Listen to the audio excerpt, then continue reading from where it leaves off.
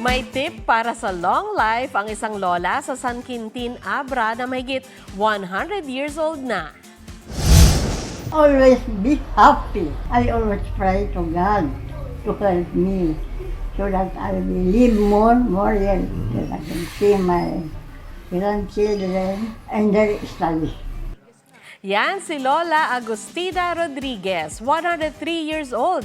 Mahilig din daw siya sa gulay. Siya raw ang pinakamatanda ng residente sa kanilang bayan. Matalas pa ang memorya ni Lola Agustina at naikukwento pa ang kanyang kabataan. Nananahi pa rin siya. Mga apo niya ang nag-aalaga sa kanya at wish ni Lola na makita silang matagumpay sa buhay.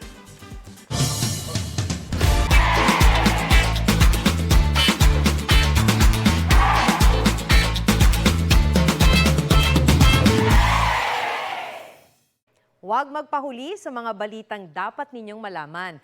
Mag-subscribe sa GMA Integrated News sa YouTube.